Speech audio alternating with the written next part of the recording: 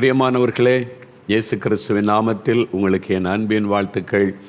இந்த வாரத்திலேயும் ஜெபிக்கலாமாங்க நிகழ்ச்சிக்கு உங்களை நான் அன்போடு கூட வாழ்த்தி நான் வரவேற்கிறேன். நம்ம எல்லாரும் சேர்ந்து ஜெபிக்க போகிறோம். சந்தோஷமாக இருக்கிறீங்களா? நான் ரொம்ப சந்தோஷமாக இருக்கிறேன். சரி, இப்போ நாம் இந்த நாளில் ஒரு காரியம் நாம் தியானித்து கொண்டு வருகிறோம். என்ன காரியம் தியானித்து கொண்டு வருகிறோம்? கடன் பிரச்சனை. இந்த கடன் பிரச்சனையில் சிக்கி தவிக்கிறவங்க ஏராளமான பேர், லட்சக்கணக்கான பேர் கடன் பிரச்சனையில் சிக்கி தவிக்கிறாங்க. கடன் வாங்கினவன் கடன் கொடுத்தவனுக்கு அடிமையாக இருக்கிறான் என்று வசனம் சொல்லுகிறாரு. அது ஒரு அடிமைத்தனம். கடன் கடன் கடன், எப்போ பார்த்தாலும் கடன், வட்டி, அது கொடுத்து கொண்டே இருப்பது என்பது ஒரு அடிமைத்தனம். It's a slavery. அந்த அடிமைத்தனத்திலிருந்து விடுதலை ஆகணும். அதான் ஆண்டவர் விரும்புகிறார். அப்போ கடன் இல்லாத ஒரு வாழ்க்கை ஆண்டவர் கொடுக்க விரும்புகிறார். எனக்கு அன்பானவர்களே, அதை குறித்து 2 காரியத்தை தியானித்த. ஒன்று, முதலாவது விசுவாசிங்க. எத்தனை கோடி கடன், எத்தனை லட்சம் கடனில் இருந்தாலும் உங்களுக்கு விடுதலை கொடுக்க இயேசுவால் முடியும். அவர் ஐஸ்வர்யமுள்ள தேவன். அற்புதமாக உங்களை கடன் பிரச்சனை விடுதலை ஆக்குவார். முதல்ல விசுவாசிங்க. விசுவாசித்து ஜெபித்தா உங்களுக்கு விடுதலை. 2வது, சிந்தியுங்கள். நான் சொன்னேன், முதல்ல விசுவாசியுங்கள், சிந்தியுங்கள். என்னத்தை சிந்திக்கணும்? எப்படி கடன் வந்தது? ஏன் கடனாளி ஆனீங்க? ஏன் இந்த கடன் பிரச்சனைக்குள்ளே சிக்குனீங்க? ஏன் சம்பாதிக்கிற பணத்தெல்லாம் வட்டிக்கு கொடுத்து கொண்டே நாட்களை கழிக்கிறீங்க? எப்படி கடன் வந்தது? சிந்திங்க. நியாயமான காரணத்தினால கடன் படுகிறவர்கள் உண்டு.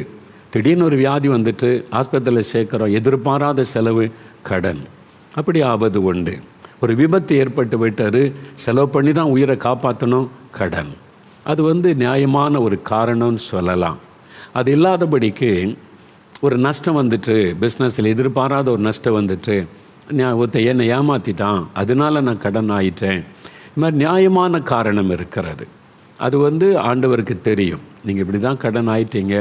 திருமணம் செய்யணும்னு நினச்சிங்க, நீங்கள் பட்ஜெட் போட்டு இவ்வளோக்குள்ளே நடத்துன்னு நினச்சும் முடியல. கடைசி நேரம் எக்ஸ்ட்ரா செலவு வந்துட்டு அதில் ஒரு 1 லட்சம் 2 லட்சம் கடன் ஆயிட்டு, அது தவிர்க்க முடியாமல் ஆயிற்று.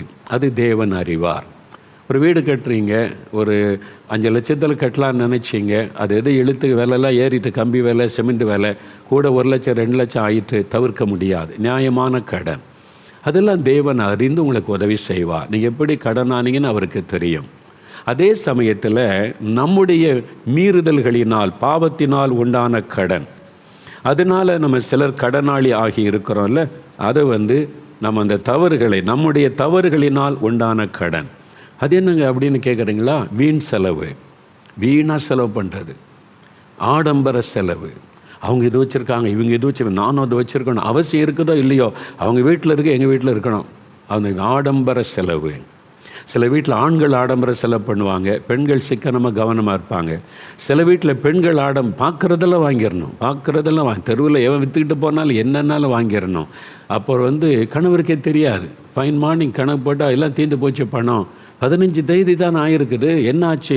நான் என்ன எங்கள் வீட்டுக்காக கொண்டு போனேன், எல்லாம் உங்களுக்கு தானே பொங்கி போட்டேன்னு கோவத்தில் பேசின உடனே கடன் வாங்கி சமாளிக்கணும். அது மாதிரி கடன் பிரச்சனை. சில பெண்களால் சில குடும்பத்தில் கடன். சில குடும்பத்தில் ஆண்கள் சம்பாதிக்க மாட்டான், குடிச்சிக்கிட்டே அலையிறது, மனைவி சம்பாத்தியத்தை பிடுங்கி கொள்வது, அப்போ கடன். அது மாதிரி கடன் ஆகும். பாவத்தினால கடன், ஆடம்பர செலவினால கடன், அப்புறம் சிலர் அறியாமையினாலே கடன், ஒரு சோம்பேறித்தனத்தினால கடன், ஆண்டவர் கொடுத்த பொறுப்பை கவனிக்கிறதில்லை. பிஸ்னஸை ஒழுங்காக கவனித்தா தானே லாபம் இருக்கும். அதனால் பிஸ்னஸை கவனிக்கிறதில்லை, யாரையாவது நம்பி விட்டுட்டு போயிடுறாரு. அவன் சுருட்டிட்டு போனோன்னே கடன் ஆகிவிடும். இப்படியெல்லாம் பாதிக்கப்பட்டு கடனாளி ஆனவங்களும் இருக்கிறாங்க. அப்போ அப்படி நம்ம தவறினால் கடன் ஆனால் நம்ம மனம் திரும்பணும், நம்முடைய தவறை ஒத்துக்கொள்ளணும். என் தவறினால்தான் கடன், ஆண்டவரே என்னை மன்னியும். நாங்கள் தவறு செய்துட்டோம், எங்களை மன்னித்து எங்களுக்கு உதவி செய்யணும்னா தேவன் மன்னித்து நமக்கு உதவி செய்வார். அப்போ அதற்கு நம்ம அர்ப்பணித்து கொள்ளணும். அதனால் தான் சிந்திக்கணும் அப்படின்னு சொன்னேன். மற்றவங்க படுற கடனுக்கு நீங்கள் உடன்படக்கூடாது. அதை ஜாமீன் கையெழுத்து போட்டு 10 லட்ச ரூபாய்க்கு கடன் வாங்கி நான் பேங்கில் கடனை கையெழுத்து போடுறேன்னு போடாதங்க. பைபிளில் சொல்லுது, உங்கள்கிட்ட என்ன இருக்குதோ அதை கொடுத்து உதவி செய்யுங்க, அவ்வளோதான். உங்கள்கிட்ட கேட்குற, ஐயா ஒரு அவசரத்துக்கு ஒரு 5000 ரூபா வேணும், உங்கள் வீட்டில் இருக்குதா கொடுங்க. நீங்கள் இப்போ பேங்கில் எனக்கு ஒரு ஜாமீன் போட்டிங்கன்னா எனக்கு லோன் கிடைக்க, நான் பிஸ்னஸ் பண்ணுவேன். யாரையும் நம்பாதங்க. எந்த மனுஷனை ஏமாற்றிட்டு போயிடுவான். அதனால் பணம்னா ஏமாற்றிட்டு போகிறதுக்கு நிறைய நண்பர்களால் ஏமாற்றப்பட்டவங்க இருக்காங்க, உறவினர்களால் ஏமாற்றப்பட்ட நம்பி தான் போய் கையெழுத்து போட்டேன், இப்போ அவன் போயிட்டான், இப்போ வந்து அந்த கடனை நான் அடைக்கிறேன். நீங்கள் வாங்காத கடனுக்கு நீங்கள் உங்கள் சம்பாத்தியம் எல்லாம் போய்கொண்டு இருக்கிறாரு. ஆனால் அந்த வேத வசனம் எச்சரிக்கிறது, நீங்கள் மற்றவர்கள் வாங்கின கடனுக்கு உடன்படாதங்க, ஜாமீன் கையெழுத்தை போகாதங்க என்று சொல்லுவாங்க. நீங்கள் இந்த பேங்கில் கொஞ்சம் சொல்லிட்டீங்கன்னா எனக்கு கடன் தந்துடுவாங்க. நான் சொல்ல மாட்டேன், என்கிட்ட என்ன இருக்குதோ அதை வேணால் கொடுத்து ஹெல்ப் பண்ணலாம், என்னால் முடிந்தது அவ்வளோதான். அப்படி உடன்பட மாட்டேன், பைபிள் சொல்லுகிறாரு. நம்ம கவனம் செலுத்துங்க, சரியா? அது மாத்திரம் இல்லை, நீங்கள் வந்து இந்த கடன் பிரச்சனையில் சிக்கி இருந்து ஆண்டவர் விடுதலை தந்துட்டான்னு வைங்க, அப்புறம் கடன் இல்லாத ஒரு வாழ்க்கை வாழ என்ன செய்யணும்? அப்போது சரி, இப்போது வசனத்திலேருந்து நான் உங்களுக்கு சொல்லித்தர போகிறேன், நல்ல கவனிங்க, பைபிளை எடுத்துக்கொள்ளுங்க. நான் சொன்ன முதலாவது கடன் பிரச்சனை விடுதலை வேணும்னா விசுவாசம். இவங்களுக்கு விடுதலை கொடுத்தால் ஆண்டவர் எவ்வளோ லட்சக்கணக்கான ரூபாய் கடன் பிரச்சனை, 6 மாதத்தில் விடுதலை, 50 லட்ச ரூபா கடன், நெக்ஸ்ட் டே விடுதலை, ஒரே நாளில் ஒரு தீர்வை ஆண்டவர் உண்டாக்குனார்ல, உங்களுக்கு செய்வார். எத்தனை கோடியாக இருக்கட்டுங்க, அவர் ஐஸ்வர்யமுள்ள தேவன். அவரை விசுவாசிங்க, அவங்களுடைய குறைகளை அறிக்கையிடுங்க, ஒப்பு கொடுங்க, ஆண்டவருக்கு அர்ப்பணித்து கொள்ளுங்க, உங்களுக்கு விடுதலை.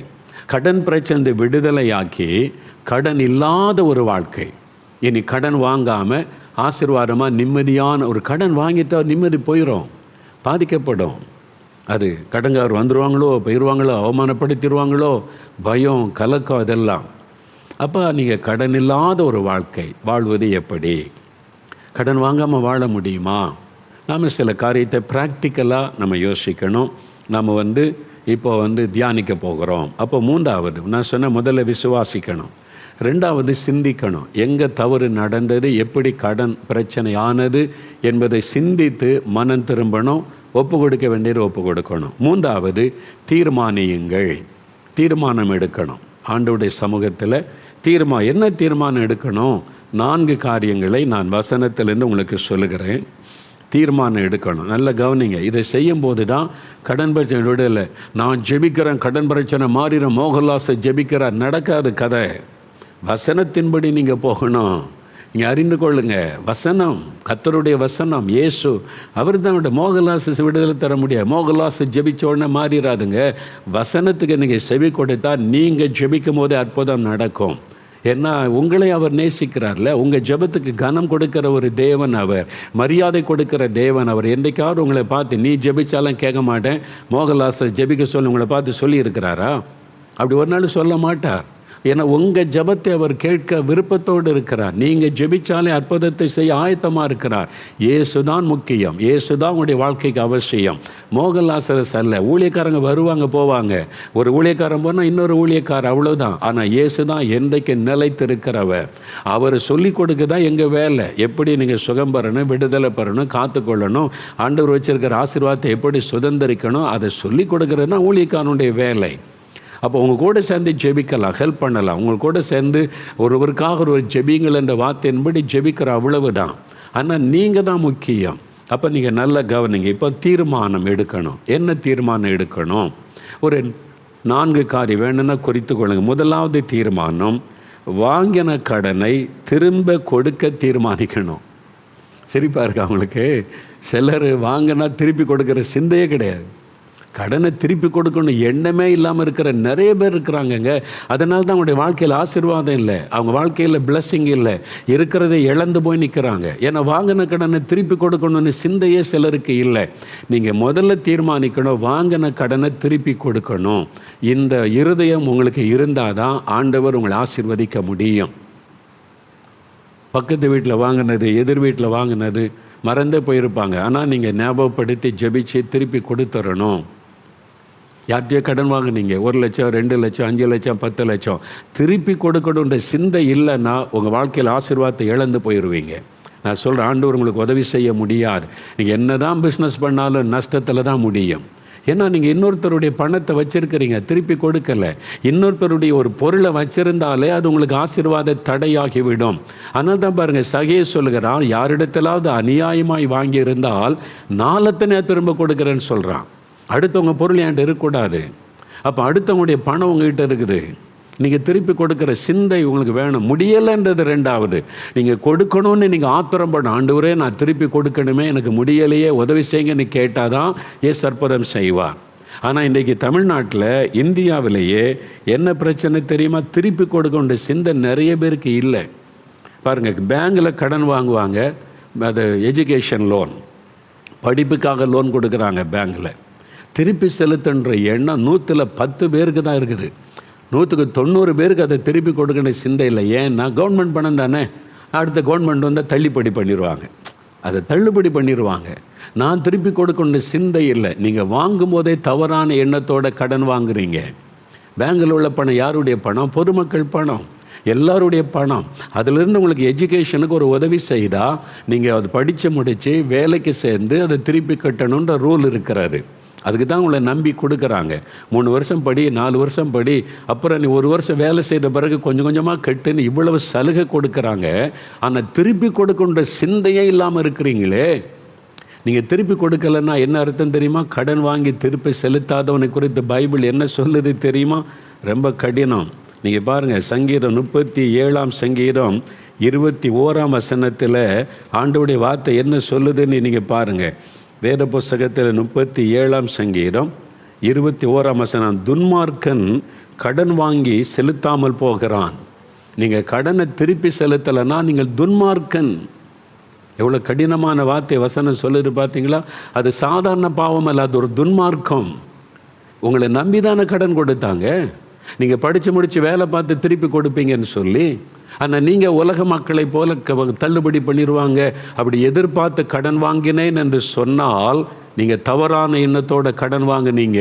உங்கள் லைஃப் லாங் ஆசீர்வாதம் இருக்காது. உங்களுடைய பொருளாதாரத்தில் அறிந்து கொள்ளுங்க. உங்கள் பொருளாதாரத்தில் ஆசீர்வாதம் வேணும்னா முதல்ல இதில் உண்மையாக இருக்கணும். வாங்கின கடனை திருப்பி கொடுக்கணும். 5 ரூபானாலும் திருப்பி கொடுக்கணும், 10 ரூபானாலும் திருப்பி கொடுக்கணும். நீங்கள் கவனம் செலுத்துறீங்களா? பேங்கில் வாங்கல லோன், ஒரு மனுஷன்கிட்ட வாங்கின லோனை திருப்பி கொடுக்கணும் சிந்தை இருக்குதா உங்களுக்கு? அந்த எண்ணம் இருக்குதா? திருப்பி கொடுக்கணுமே. அல்லது நான் பார்க்கும்போது நான் சீக்கிரம் தந்துடுறேன், எனக்கு கொஞ்சம் கஷ்டப்பட்டுட்டேன், எனக்கு பணம் வந்தோடனே தந்துடுவேன்னே அதை சொல்கிறீங்களா? நீ வாங்கிறத பற்றி சிந்தையே இல்லாமல் வாழுகிற சிலர். அதனால தான் ஆசீர்வாதத்தை இழந்து போகிறீங்க. ஊழியக்காரர்கள் கூட அறிந்து கொள்ளுங்க. ஊழியக்காரர்கள் நிறைய பேர் ஊழியத்தில் ஆசீர்வாதத்தை இழந்து போக காரணம் நீங்கள் வாங்கின கடனை திருப்பி செலுத்தலை. ஆவியானவர் உங்களோடு பேசுகிறார். சிந்திங்க. உங்கள் பிள்ளைகளுடைய எஜுகேஷன் லோனை திருப்பி செலுத்தினீங்களா? அந்த பேங்கில் போய் பேசுனீங்களா? என்னால் முடிஞ்ச அளவு செலுத்துறேன்னு ட்ரை பண்ணிங்களா? யோசிங்க. வசனம் சொல்லி நீங்கள் துன்மார்க்கன் ஆகிடுறீங்க. அப்புறம் எப்படி ஆண்டவர் துன்மார்க்கனாக இருக்கிற ஒரு ஊழியக்காரனை கர்த்தர் எப்படி ஆசீர்வதிக்க முடியும்னு நினைக்கிறீங்க? ரொம்ப கவனம். கடன் வாங்கினா அதை திருப்பி கொடுக்கின்ற எண்ணம் நமக்கு இருக்கணும். விவசாய கடன், இந்த விவசாயிகள் நிறைய ஆசீர்வாதத்தை இழந்து போக இது ஒரு காரணம். விவசாய கடன் வாங்கினா அடுத்த கவர்மெண்ட்டை தள்ளுபடி பண்ணிடுவாங்க, திருப்பி கொடுக்க தேவையில்லை. இந்த சிந்தையோடு கடன் வாங்கவே கூடாது. நான் கடன் வாங்கினா ஆண்டவர் என்னை ஆசீர்வதிக்கட்டும், வருமானத்தில் திருப்பி கொடுக்கின்ற எண்ணம் இருக்கணும், அந்த பாரம் இருக்கணும். ஒருவேளை ஒரு கவர்மெண்ட்டை தள்ளுபடி பண்ணால் கர்த்தருக்கு ஸ்தோத்திரம். ஆனால் தள்ளுபடி பண்ணிடுவாங்க, நான் கடனை திருப்பி கொடுக்க மாட்டேன்ற சிந்தையோடு கடன் வாங்கினால் அது பாவம், அவன் துன்மார்க்கன். அப்புறம் எப்படி உங்கள் நிலம் ஆசீர்வதிக்கப்படும்? உங்கள் பணத்தை, உங்கள் உழைப்பை வேற ஒருத்தன் சாப்பிட்டுக்கிட்டு இருப்பான். நீங்கள் யோசித்து பாருங்கள். நீங்கள் கஷ்டப்பட்டு உழைக்கிறத எவனோ சாப்பிட்றான். ஏன்? நீங்கள் வாங்கின கடனை திருப்பி கொடுக்கணும் சிந்தை இல்லையா உங்களுக்கு? அரசாங்கம் இருந்தால் என்ன? அது பொதுப்பணம், எல்லாருடைய வரி பணம், எல்லாருடைய பணத்தை தானே அரசாங்கம் உங்களுக்கு தருகிறது. அதை திருப்பி செலுத்தினா அது உங்களுக்கு ஆசீர்வாதம் தானே. திருப்பி செலுத்துன்ற சிந்தையே இல்லாமல் வாங்கினாலே அவன் துன்மார்க்கன். அப்போ உங்களுடைய உழைப்பை யாரோத்த சாப்பிடுவான்? நீங்கள் உழைப்பீங்க, யாரோத்த சாப்பிடுவாங்க. ஊழியம் ஆசீர்வாதமாக இருக்காரு, பிளஸ்ஸிங் இருக்காரு. பொருளாதாரத்தில் நீங்கள் பாதிக்கப்பட்டு கஷ்டப்பட்டுக்கிட்டே தான் இருப்பீங்க. இன்றைக்கு யோசிங்க, ஆண்டவர்கிட்ட பாதத்தில் போங்க. நான் யாருக்கிட்டையாவது கடன் வாங்கி செலுத்தாமல் இருக்கிறேன்னு, ஆண்டவரே அவனை கவனம் செலுத்துங்க, திருப்பி கொடுங்க, அப்போ தான் நீங்கள் ஆசீர்வதிக்கப்படுவீங்க. நான் ட்ராவல் போகிறேன், எங்கள் ஊழியத்தில் இருக்காங்க, நான் மத்தியில் பேசுகிறேன், எங்கூட ட்ராவல் போகிறேன், எங்கூட எங்களுடைய சாரதி இருப்பார், எனக்கு துணையாக இருக்கிற சகோதரர் இருப்பாங்க. நியூஸ் பேப்பர் வாங்க சொல்லுவேன், சில பொருள் வாங்க சொல்லுவேன் கடையிலேருந்து. நான் இப்போ என் கையிலேருந்து பணம் கொடுத்துருவாங்ககிட்ட, இதை கொடுத்து வாங்கிட்டு வாங்க. சில சமயத்தில் இல்லை நான் வாங்கிட்டு வந்துடுறேன்னு சொல்லி அவங்க கை காசை போட்டு வாங்கிட்டு வந்துடுவாங்க. எனக்கு நியூஸ் பேப்பரு ஒரு பொருள் வாங்கிட்டு வந்துடுவாங்க. நான் மனசிலே வச்சு எவ்வளோ கொடுக்கணும் கேட்டு திருப்பி கொடுக்காட்டா நான் எனக்கு மனசாட்சி என்னை வாதிக்கும். அது 5 ரூபா இருந்தால் கூட திருப்பி கொடுத்துருவேன். கேட்டு பாருங்கள், என் கூட எங்கள் ட்ராவல் பண்ணுறவங்கள கேட்டு பாருங்கள். 2 ரூபா இருந்தால் கூட திருப்பி கொடுத்துருவேன். அது அவங்க கடனாக கொடுத்துருக்குறாங்க, அது திருப்பி கொடுத்துடணும். இந்த பழக்கம் இருக்கணும். நம்ம வாங்கினதை திருப்பி கொடுத்துடணும்னு சிந்தை. இந்த சிந்தையே இல்லாமல் சில கிறிஸ்தவர்கள் ஊழியர்கள், தயவுசெய்து நீங்கள் வருத்தப்படாதுங்க. நிறைய ஊழியர்கள் ஆசீர்வாதத்தை இழந்தனுக்கு காரணம் இதுவும் ஒன்று. நான் கண்கூடாக பார்த்துட்டேன். ஏன் அவங்க ஆசீர்வாதத்தை இழந்திருக்காங்க? திருப்பி செலுத்தலை, வாங்கின கடனை திருப்பி செலுத்தலை. ஒரு ஊழியக்காரர் அவங்க சொல்கிறாங்க, இது மாதிரி நாங்கள் இது மாதிரி கடன் போட்டுட்டோம், சர்ச்சை எடுக்க போகிறாங்க, வீட்டை எடுக்க போகிறாங்க, உதவி செய்யுங்க அப்படின்னு செய்தால் சரி. அவங்க என்ன தான் அவங்களுக்கு பிரச்சனை பார்க்கலான்னு பார்த்தா, ஏதோ ஒரு 50,000, 1 லட்சம், 1.5 லட்சம் கடன் என்ன ஹெல்ப் பண்ணலான்னு போனால் அது 30 லட்சம், 40 லட்சம். எப்படி சர்ச்சை எடுக்க போகிறாங்க, வீடு எடுக்க போகிறாங்க, ஒரு ஊழியக்காரர் காப்பாற்ற பேங்க் கிட்ட போய் பேசினா, பையனுடைய படிப்புக்காக கடன் வாங்கியிருக்காங்க. பையன் வேலை செய்கிறார், படித்து முடிச்சுட்டு நல்ல வேலை, நல்ல சம்பாத்தியம். அப்போ அவங்க சொல்கிறாங்க, படித்து முடித்து அவங்க வேலை பார்க்க வரைக்கும் பேங்க் வெயிட் பண்ணிச்சு. 4 வருஷம் 5 வருஷம் கழித்து தான் பேங்க் லோனை திருப்பி கொடுங்கன்னு கேட்குறோம். மாதம் 1000 ரூபா கட்டலாம்ல, மாதம் 1000 ரூபா கூட கொடுக்கலங்க.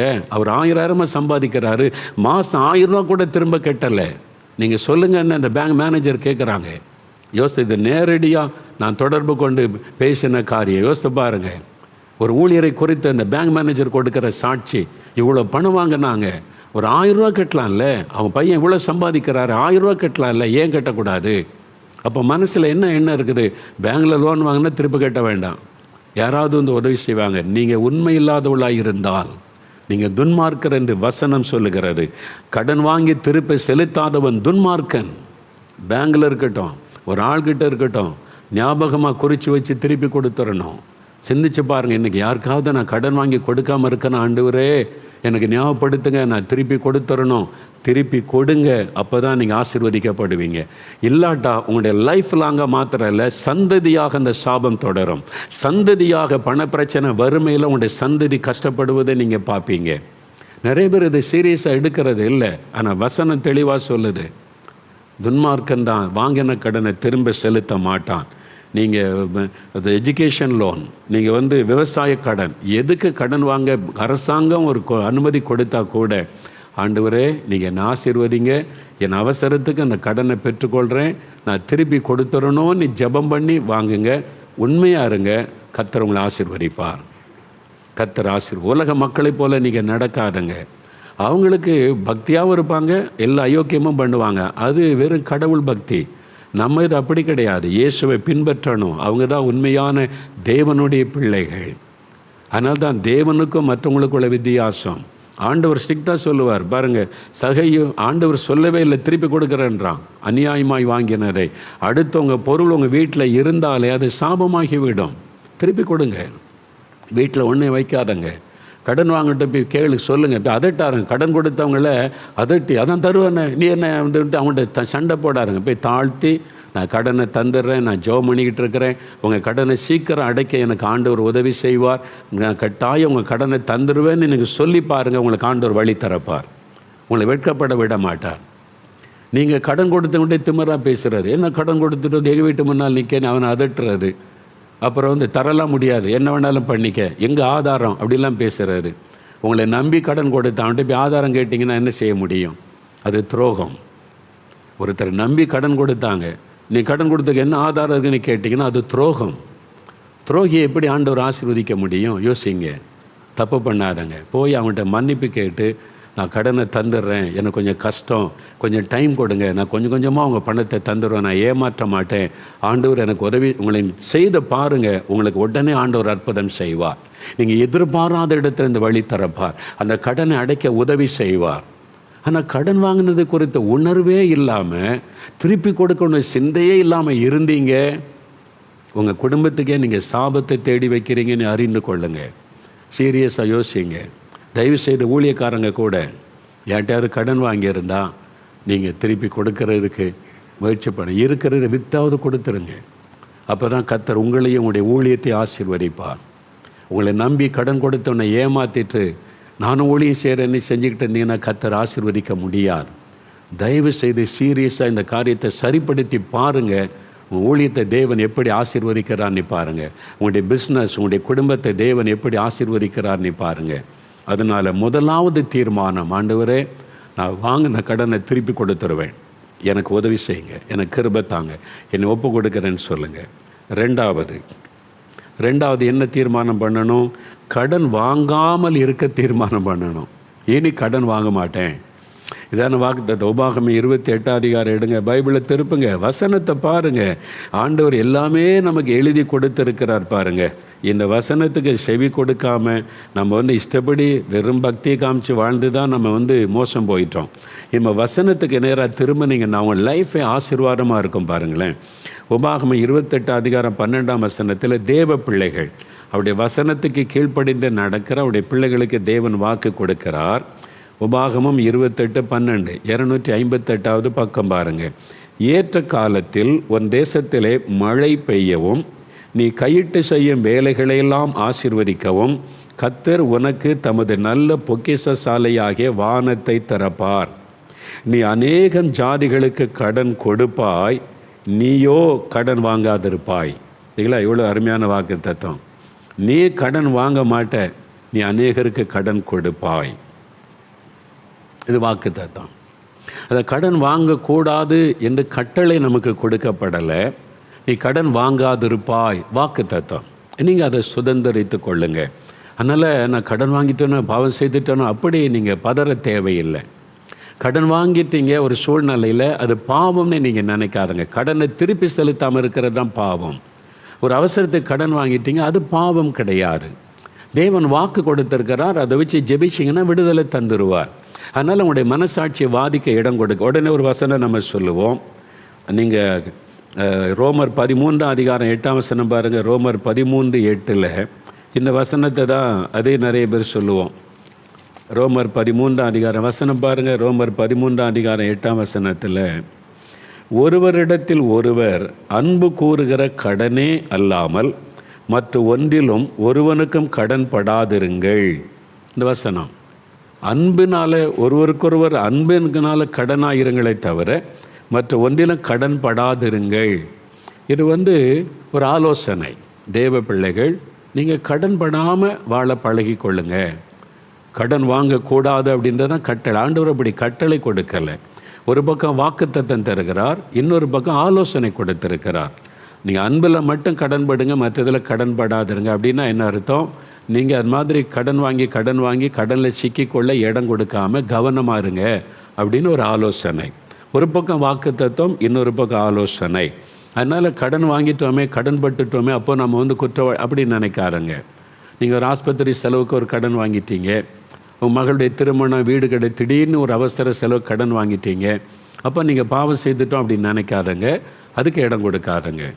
நீங்கள் கடன் பிரச்சனையிலேருந்து விடுதலை பெற தான் நான் வழி சொல்கிறேன். நீங்கள் கடன் வாங்கிட்டதுனால அது பாவம் அப்படி கிடையாது. திரும்ப செலுத்தாமல் இருந்தால் தான் பாவம். திரும்ப செலுத்தணுன்ற எண்ணத்தோடு இருந்தீங்கன்னா நீங்கள் பாவத்தில் இல்லைன்னு அர்த்தம். ஆண்டவரே இந்த கடனை கொடுத்துடணும் அப்படின்னு நீங்கள் வாஞ்சியாக இருந்தீங்கன்னா நீங்கள் பாவத்தில் இல்லை, ஒரு பிரச்சனையில் இருக்கிறீங்க. இயேசு விடுதலை தருவார். திருப்பி செலுத்தணுன்ற சிந்தையே இல்லாமல் இருந்தீங்கன்னா பாவத்தில் இருக்கீங்கன்னு அர்த்தம்.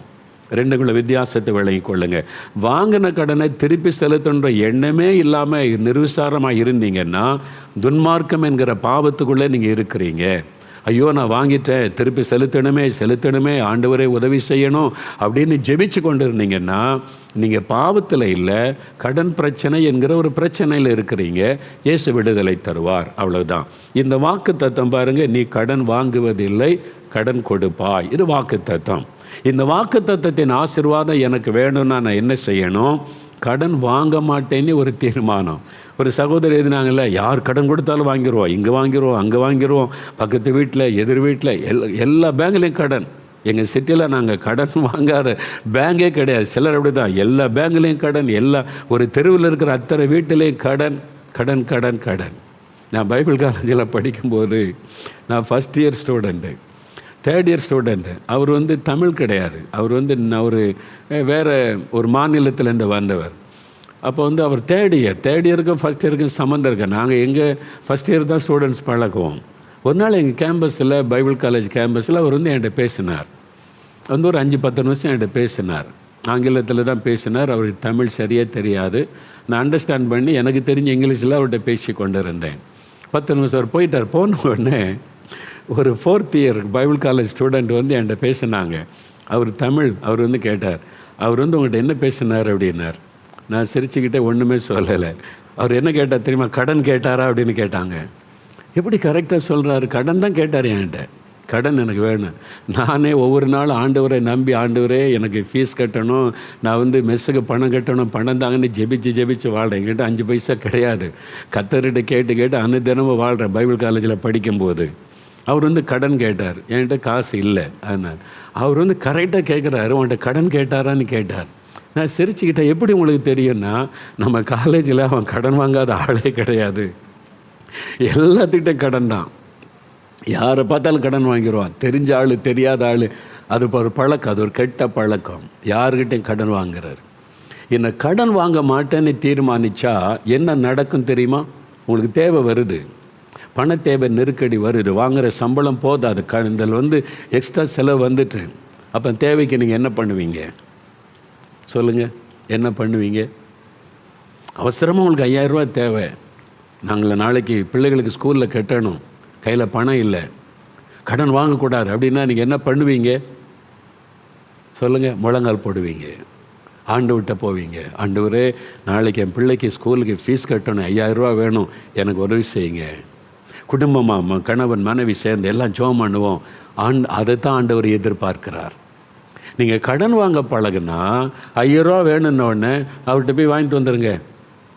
அப்போ நீங்கள் ஆண்டவரை தேடலை, மனுஷரை தேடுறீங்க. அப்போ ஆண்டவர் துக்கப்பட்டு, ஒரு தேவை வந்தால் இவங்க என்ன தேட மாட்டேங்கிறாங்க, யார் கடன் கொடுப்பான்னு கடன்காரனை தேடுகிறார்கள்.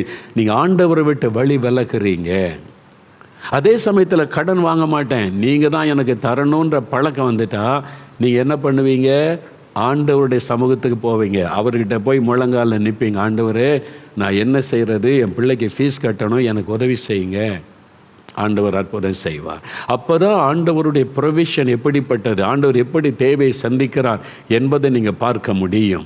நீங்கள் கடன் வாங்கி பழகினா ஆண்டவருடைய ஆசீர்வாதத்தை நீங்கள் அனுபவிக்க முடியாது. அவர் எவ்வளவு அற்புதமான தேவன் என்பதை நீங்கள் உணர்ந்து கொள்ள முடியாது. அதை அறிந்து கொள்ளுங்க. அதனால் இந்த கடன் வாங்குகிற பழக்கத்தை நிறுத்திவிட்டு, நான் கடன் வாங்க மாட்டேன் ஆண்டவரே, உம்மை சார்ந்திருப்பேன் அப்படின்னு நீங்கள் சொல்லணும். சரி, பிஸ்னஸ் பண்ணுறோம் ஐயா, எப்படி கடன் வாங்காமல் இருக்கிறது? நான் வந்து ஒரு வீடு கட்டணும், என்கிட்ட வந்து ஒரு 5 லட்ச ரூபா இருக்குது, ஒரு 10 லட்ச ரூபா 12 லட்ச ரூபாய்க்கு வீடு கட்டணும், நாங்கள் சேர்த்து 5 லட்ச ரூபா வச்சுருக்கிறோம். கடன் வாங்காமல் இருக்கணும்னா இன்னும் இந்த 7 லட்சம் சேர்றதுக்கு இன்னும் 15 வருஷம் ஆகுமே, எப்படி வீடு கட்ட? நல்லா கவனிங்க, ப்ராக்டிக்கலாக திங்க் பண்ணுங்கள். உங்கள்கிட்ட 5 லட்ச ரூபா இருக்குது, 12 லட்ச ரூபாய்க்கு ஒரு வீடு கட்டணும். பேங்க் லோன் கொடுக்க ஆயத்தமாக இருக்கிறாங்க. நார்மல் வட்டிக்கு பேங்கில் வீட்டு லோன் கொடுப்பாங்க. நீங்கள் சுலபமாக கட்டிடலாமா? உங்களை வாங்குகிற சம்பளத்தை பொறுத்து 5000 ரூபா மாதம் கட்டுங்க, நீங்கள் முடிச்சிடலான்னு 5000 ரூபா நீங்கள் வாடகை வீட்டுக்கு கொடுத்துட்டு இருப்பீங்கள்ல, வாடகை வீட்டுக்கு 5000 ரூபா 10000 ரூபா, அந்த பணத்தை பேங்கு கட்டினா உங்களுக்கு சொந்த வீடாகிவிடும். ரொம்ப சிம்பிள். ஆண்டவர் அழகாக நடத்துவார். நீங்கள் அந்த மாதிரி செய்யலாம்ல. உங்களுடைய வாங்குகிற சம்பளத்துக்கு எதிரடி திராணிக்கு ஏற்றபடி பேங்கில் லோன் கொஞ்சம் வாங்கிட்டு நீங்கள் வீடை கட்டி முடிச்சிட்டிங்கன்னா தேவன் அதை கட்டி நீங்கள் ஜெபம் பண்ணுங்க, ஆண்டவர் கைடன்ஸ் தருவார், கட்டி முடிக்க உதவி செய்வார். அப்போ நானும் வீடு கட்டியிருக்கிறேன். எங்களுக்கு ஒரு வீட்டை ஆண்டவர் கட்டி தந்தார். ஜெபம் பண்ணி கிட்டத்தட்ட இவ்வளோ 25 வருஷத்துக்கு முன்னால், நான் ஊழியம் செய்து 25 வருஷம் கழித்து தான் எனக்கு ஒரு வீட்டை ஆண்டவர் கட்டி தந்தார். அப்போ அந்த வீடு கட்டினா நான் சேர்த்து வச்சுருந்த பணம் கொஞ்சம், மீதிக்கு என்ன பண்ணுறது? ஆண்டவர் பேங்கில் உனக்கு என்ன லோன் கிடைக்குமோ வாங்கி கட்டு. அப்போ லோன் பேங்க்லேருந்து கொஞ்சம் வாங்கினேன், வாங்கி கட்டினோம். நான் ஜெபம் பண்ண, ஆண்டவர் ஒவ்வொரு மாதம் ஒரு மாதம் கூட ஆண்டவர் தவற விடவில்லை. 5 வருஷத்தில் கட்டுங்கன்றதை 2 வருஷத்தில் கட்டி முடிக்க கர்த்தர் உதவி செய்தார். நீங்கள் ரொம்ப சிம்பிள், ப்ராக்டிக்கலாக வாழ பழகுங்க. ஆண்டவர்கிட்ட ஆலோசனை கேளுங்க, கைட் பண்ணுவார். நான் கடன் பிரச்சனைக்குள்ளே சிக்கி இருக்கவில்லை, மாதந்தோறும் பணம் கட்டணுமே என்ன பண்ணுறதுன்னு பதஷ்டத்தில் இருக்கவில்லை, அந்த கடன் பிரச்சனைக்குள்ளே மாட்டிக்கொள்ளவும் இல்லை. சிம்பிளாக ஆண்டவர் ஆலோசனை கொடுத்தாரு. அப்போ அந்த மாதம் அந்த கொஞ்சம் பணம் கட்டி 2 வருஷத்துக்குள்ளே எல்லாத்தையும் கட்டி முடிக்க தேவன் உதவி செய்தார்.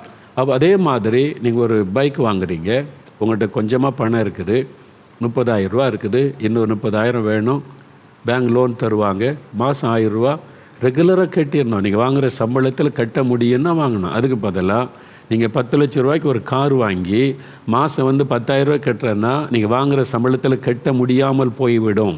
அப்போ கடன் பிரச்சனைக்குள்ளே சிக்கி கொள்ளுவீங்க. அப்போ நீங்கள் ஆலோசனை கேளுங்க. ஆண்டவர்கிட்ட போய் கணக்கை பார்த்து இது முடியுமா ஆண்டவரே, நீங்கள் என்ன சொல்கிறீங்க, எனக்கு கைடன்ஸ் கொடுங்க அப்படின்னா ஆண்டவர் அழகாக கைடன்ஸ் தருவார்.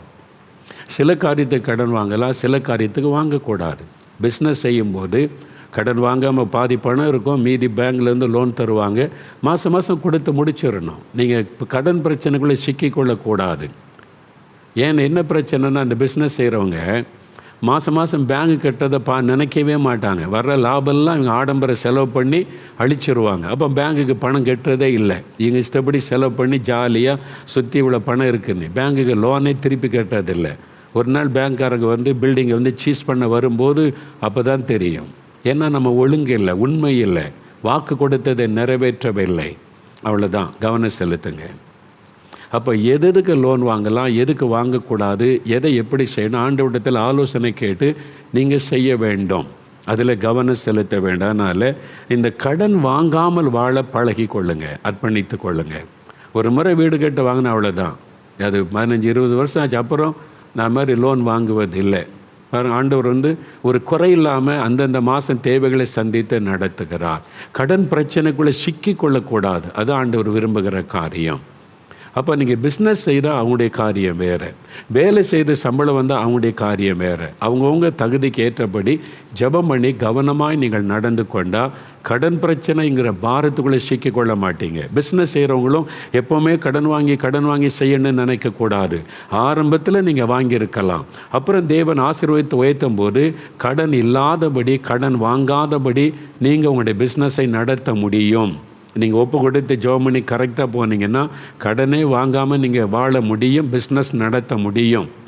நிறைய பேரை பார்த்துருக்கேன், சொல்கிறாங்களே இப்போ நான் கடனே இல்லை பிரதர், பிஸ்னஸை கர்த்தர் ஆசீர்வதிச்சிருக்கார், ஒரு பைசா எங்களுக்கு கடன் இல்லை, ஆண்டவர்கள் ஆசீர்வதிச்சிருக்கிறாரு, ஆண்டவர் இடங்கள் தந்திருக்கிறார், புதிய பிஸ்னஸ் தந்திருக்கிறார். இந்த மாதிரி நிறைய பேரை எனக்கு தெரியும். ஏன்னா அவங்க ஞானமாக கர்த்தருடைய ஆலோசனையின்படி பிஸ்னஸை நடத்துகிறார்கள். அதனால் நீங்கள் இதில் கவனம் செலுத்த வேண்டியது அவசியம். அப்போ தீர்மானிக்கணும். முதல்ல நான் கடனை திருப்பி கொடுத்துருவேன், ஆண்டவரே உதவி செய்யுங்க. ரெண்டாவது, நான் இனி கடன் வாங்க மாட்டேன், கண்டதுக்கும் போய் கடன் வாங்குகிற பழக்கம் எனக்கு வேண்டாம், நான் உண்மையே விசுவாசித்திருப்பேன் அப்படின்னு செய்யணும். மூன்றாவது ஒரு தீர்மானம் என்ன எடுக்கணும்னா, வரவுக்கு ஏற்றபடி செலவு செய்ய தீர்மானிக்கணும். இது ரொம்ப முக்கியம். வரவுக்கு ஏற்றபடி செலவு பண்ண தீர்மானிக்கணும். இதில் தான் நிறைய பேர் தப்பு பண்ணுறோம். உங்களோட சம்பளம் எவ்வளவோ ஒரு பட்ஜெட், அதுக்குள்ளே செலவு பண்ணணும். நீங்கள் மிஞ்சி செலவு பண்ணால் கடன் பிரச்சனை ஆகிவிடும். ஒரு வரவு எவ்வளவு, செலவு எவ்வளவு தெரியணும். இதைத்தான் லூக்கா 14ஆம் அதிகாரம் 28 முதல் 30 வசனத்தில் இயேசு அழகான ஒரு காரியத்தை சொல்லி கொடுக்கிறார் பாருங்கள். லூக்கா 14ஆம் அதிகாரம் 28 30 வசனம் பாருங்கள். 105ஆம் பக்கம் புதிய ஏற்பாட்டில், உங்களில் ஒருவன் ஒரு கோபுரத்தை கட்ட மனதாயிருந்து அஸ்திபாரம் போட்ட பின்பு முடிக்க திராணி இல்லாமற் போனால் பார்க்கிறவர்கள் எல்லாரும் இந்த மனுஷன் கட்டத் தொடங்கி முடிக்க திராணி இல்லாமற் போனான் என்று சொல்லி தன்னை பரியாசம் பண்ணாதபடிக்கு அதை கட்டி தீர்க்கிறதற்கு தனக்கு நிர்வாகம் உண்டோ இல்லையோ என்று முன்பு அவன் உட்கார்ந்து செல்லும் செலவை கணக்கு பார்க்காமல் இருப்பானோ. பாருங்க, முன்பு உட்கார்ந்து ஆலோசனை பண்ணாமல் இருப்பானோ. அடுத்த வசனம். அப்போ முதல்ல கணக்கு பார்க்கணும், ஆலோசனை பண்ணணும், வரவுக்கு ஏற்ற செலவு பண்ணணும். உங்கள் வீட்டில் எத்தனை பேர் சம்பாதிக்கிறீங்க? கணவன் மனைவி 2 பேர் சம்பளம் வாங்குறீங்களா? பிள்ளைகள் சம்பளம் வாங்குறாங்களா? அப்போ ஒரு குடும்பத்தில் அல்லது ஒரு ஆள் சம்பாதிக்கிற குடும்பமும் இருக்குது, கணவன் மட்டும் சம்பாதிக்கிறது. அப்போ எவ்வளவு பணம் உங்கள் வீட்டுக்குள்ளே சம்பளமாய் உங்கள் வீட்டுக்குள்ளே வருகிறதோ அந்த பணத்தை ஒரு பக்கம் வைத்து இன்னொரு பக்கம் செலவு என்னென்ன, பட்ஜெட். ஒரு தேசமே பட்ஜெட் போடுது பார்த்தீங்களா? பட்ஜெட் கூட்டத்தொடர். தமிழ்நாட்டில் சட்டசபையில் பட்ஜெட் கூட்டத்தொடர். என்னென்னா தமிழ்நாட்டில் பட்ஜெட் கொண்டு வர்றாங்க. விவசாயத்துக்கு எவ்வளவு, கல்விக்கு எவ்வளவு, அப்புறம் இந்த மருத்துவத்துறைக்கு எவ்வளவு, ஒவ்வொரு துறைக்கு எவ்வளோ பணம், எவ்வளோ வரவு செலவு, இந்த வருஷத்தில் எவ்வளோ செலவாகும், எவ்வளோ இன்கம் வரும், ஃபண்டு அதுக்கு ஒதுக்குவது பட்ஜெட் என்று. இந்தியா தேசத்துக்கு பார்லிமெண்ட்டில் பட்ஜெட் கூட்டத்தொடர் நடக்கல. வீட்டில் பட்ஜெட் போடணும், ஊழியத்தில் பட்ஜெட் போடணும். இந்த வரவு செலவு இல்லாமல் இஷ்டப்படி செலவு பண்ணுறதுனால தான் இந்த கணக்கு பார்க்குறதே இல்லாமல் வாங்குகிற சம்பளத்தெல்லாம் 10 நாளைக்குள்ளே தீர்த்துருவாங்க. அப்புறம் கடன் வாங்குறது, அப்புறம் வாங்கிட்டு வந்த உடனே கடனை முதல்ல கொடுத்துட்டா மீதி கொஞ்சம் பணம் தான் இருக்கும், 40%. அது 10 நாளைக்குள்ளே தீர்ந்துடும், மறுபடியும் கடன் வாங்கு. இந்த பழக்கம் இருக்கக்கூடாது. முதல்ல வரவு என்ன, செலவு என்ன, பட்ஜெட்டு போடணும். அது ரொம்ப முக்கியம். நாளைக்கு அதை குறித்து உங்களுக்கு சொல்லிக் கொடுக்க போகிறேன். அதாவது ஒரு ஊழியத்தில் எப்படி பட்ஜெட் போட்டு நடத்துகிறாங்க, ஒரு தேசத்தில் எப்படி பட்ஜெட் போட்டு அந்த வழக்கம், நம்ம ஒரு தெய்வ பிள்ளைகள் குடும்பத்தில் வரவு செலவு கணக்கு எப்படி சரி பண்ணணும், எப்படி ஞானமாக இருந்தால் கடன் இல்லாமல் இருக்க முடியும். நாளை தினத்தில் அதை குறித்து தெளிவாக அவங்களோடு பேசி இன்னும் 2 காரியம் தான் இருக்குது தீர்மானிக்க வேண்டிய காரியம். இப்போ நம்ம ஜெபிக்க போகிறோம். ஒரு 3 நிமிஷம் ஜெபிக்க போகிறோம். எல்லாம் எழுமி நில்லுங்க. கடன் பிரச்சனையில் இருக்கிறவங்க இன்றைக்கி ஒரு தீர்மானம் எடுங்க. ஆண்டவரே, நான் வாங்கின கடனை திருப்பி கொடுத்துருவேன், பேங்கு கடனை திருப்பி கொடுத்துருவேன், நான் ஏமாற்ற மாட்டேன், நான் போய் பேசி திருப்பி கொடுத்துருவேன், எனக்கு உதவி செய்யுங்க. நான் கடன் வாங்கி என்னை நம்பி கடன் கொடுத்தாங்களே, நான் அவங்கள ஏமாற்றக்கூடாது, திருப்பி கொடுப்பேன், என்னை மன்னிச்சிடுங்க. நான் யாருக்கு எவ்வளோ திருப்பி கொடுக்கணும் எனக்கு ஞாபகப்படுத்துங்க, நான் அதை திருப்பி கொடுத்து விடுவேன் என்று முதல்ல ஜெபம் பண்ணுங்க. 2வது, இனி கடன் வாங்க மாட்டேன், பிள்ளைகளை படிக்க வைக்கணும், இது மாதிரி ஒரு வீடு கட்டணும், திருமண காரியம் நான் உம்மிடத்தில் தான் நான் கேட்பேன். இனிமேல் உம்மிடத்தில் கேட்டு வாங்க பழகுவேன். உடனே போய் கடன் வாங்க மாட்டேன், தீர்மானம் எடுக்கிறேன். இனி வரவுக்கு ஏற்றபடி செலவு பண்ணுவேன், இஷ்டப்படி செலவு பண்ண மாட்டேன், ஒரு திட்டம் போட்டு செலவு பண்ணுவேன் என்று ஆண்டவரிடத்தில் ஒப்பு கொடுக்குறீங்களா? ஜெபம் பண்ணுங்க, தீர்மானம் எடுங்க. எல்லாம் 1 நிமிடம் ஜெபம் பண்ணுங்க, கண்களை மூடி ஜெபிங்க. ஆண்டவர் அநேகரோடு பேசி இருக்கிறார். ஆண்டவர் சொல்லுகிறார், உங்களுடைய கடன் பிரச்சனை கர்த்தர் மாற்றி உங்களை கடன் கொடுக்கிறவளாய் ஆசீர்வதிக்க போகிறார், அற்புதம் செய்ய போகிறார். உங்களுக்கு ஒரு பெரிய விடுதலை காத்திருக்கிறது. ஆனால் இன்றைக்கி தீர்மானம் பண்ணுங்க, ஆண்டவரே, நான் வாங்கின கடனை திருப்பி கொடுத்து விடுவேன், எனக்கு உதவி செய்யுங்க, இனி கடன் வாங்க மாட்டேன், உண்மையே சார்ந்து நிற்பேன், உம்முடைய வழி நடத்துதல் படி நான் வாழுவேன், வீண் செலவு பண்ண மாட்டேன், வரவுக்கு ஏற்றபடி செலவு செய்வேன், அதற்கு என்னை ஒப்பு கொடுக்கிறேன். தீர்மானம் எடுங்க, ஒப்பு கொடுங்க. ஆண்டவரே, என்னை ஒப்பு கொடுக்கிறேன்னு சொல்லுங்க, ஒப்பு கொடுக்கிறேன்னு சொல்லுங்க. இப்போ ஜெபம் பண்ணுங்க. உங்களுடைய கடன் பிரச்சனை எழுதி வச்சிருக்கிற பேப்பரில் கை வைங்க. அந்த கடன் எழுதி வச்சிருக்க இந்த பேப்பரில் கை வைத்து எல்லா கடனையும் அடைக்க உதவி செய்யுங்க. அந்த சகோதரனுக்கு அற்புதம் செய்தீங்க, அந்த சகோதரிக்கு அற்புதம் செய்தீங்க. 50 லட்சம் கடனை அடைக்க உதவி செய்தீங்க, 16 லட்சம் கடனை அடைக்க உதவி செய்தீங்க. எங்களுக்கு உதவி செய்யுங்க, எங்கள் குடும்பத்துக்கு உதவி செய்யுங்க. நான் தீர்மானம் பண்ணுகிறேன், நான் ஒப்பு கொடுக்கிறேன், எனக்கு அற்புதம் செய்யுங்க. ஜெபம் பண்ணுங்க. தகப்பனே, உம்முடைய பிள்ளைகள் ஜெபிக்கிறாங்கப்பா. இத்தனை பேர் ஜெபக்குறிப்பு அனுப்பி இருக்கிறாங்க. இந்த ஆயிரக்கணக்கான பேருக்காக நான் ஜெபிக்கிறேன். ஆண்டவரே, இவருடைய ஜெப விண்ணப்பங்களை உங்களுடைய பாதத்தில் வைத்து ஜெபிக்கிறேன். ஆண்டவரே, இந்த பிள்ளைகளுக்கு இந்த கடன் பிரச்சனை விடுதலை கொடுக்கணும். இன்றைக்கு ஒரு அற்புதம் நடக்கணும். இந்த கடன் பிரச்சனை என்கிற அடிமதனத்தில் இந்த விடுதலை உண்டாகணும். இயேசுவின் நாமத்தில் ஒரு அற்புதத்தை கர்த்தர் செய்யும். வானத்தின் பலகணிகளை திறந்தருளும். வழி இல்லாத இடத்தில் வழி திறக்கிற தேவன் கடனை அடைக்க உதவி செய்யும். கடன் இந்த விடுதலை உண்டாகட்டும். கடனை திருப்பி செலுத்த கிருபை தாரும். எல்லா கடனையும் அடைத்து முடிக்க உதவி செய்யும். ஆண்டவரே, இந்த வட்டி என்று ஆசீர்வாதத்தை இழந்து நிற்கிற பிள்ளைகளுக்கு அதிலிருந்து விடுதலை தாரும். இனி சம்பாதிக்கிற பண வட்டிக்கு போகவே கூடாது. அதிலிருந்து ஒரு விடுதலை தாரும். இயேசு கிறிஸ்துவின் நாமத்தில் விடுதலை. இயேசு கிறிஸ்துவின் நாமத்தில் கடன் பாரம் மாறட்டும். இயேசு கிறிஸ்துவின் நாமத்தில் கடன் பிரச்சனைங்க நெருக்கத்திலிருந்து விடுதலை உண்டாகட்டும். இயேசுவின் நாமத்தில் ஒவ்வொருவருக்கு அற்புதம் நடக்கட்டும். நீ செய்கிறதற்காக ஸ்தோத்திரம். இன்னைக்கு யார் தீர்மானம் எடுத்து ஒப்பு கொடுத்து ஜெபித்தார்களோ அவர்களுக்கெல்லாம் இன்றைக்கு ஒரு அற்புதம் நடக்கட்டும். இன்றைக்கு ஒரு வழி திறக்கப்படட்டும். இன்றைக்கு ஒரு விடுதலை காணட்டும். நீர் ஆசீர்வதித்து விட்டதற்காக ஸ்தோத்திரம், ஸ்தோத்திரம், ஸ்தோத்திரம். உமக்கே மகிமை செலுத்துகிறோம். கடன் இல்லாத செழிப்பான மகிழ்ச்சியான வாழ்க்கையை ஒவ்வொரு பிள்ளைகளுக்கு தாரும், ஊழியக்காரர்களுக்கு தாரும். கடன் பிரச்சனை விடுதலையாக்கி ஆசீர்வாதமாய் வாழ ஊழியம் செய்ய கிருபை தாரும். நீர் ஆசீர்வதித்ததற்காய் ஸ்தோத்திரம், ஸ்தோத்திரம். இயேசு கிறிஸ்துவின் நாமத்தில் ஜெபிக்கிறோம் பிதாவே. ஆமேன், ஆமேன். என் ஆத்துமாவே கர்த்தரை ஸ்தோத்திரி, என் முழு உள்ளமே அவருடைய பரிசுத்தமுள்ள நாமத்தை சோஸ்தரி. என் ஆத்துமாவை கர்த்தரை சோஸ்தரி. அவர் செய்த சகல உபகாரங்களை மறவாதே. ஆமேன், ஆமேன்.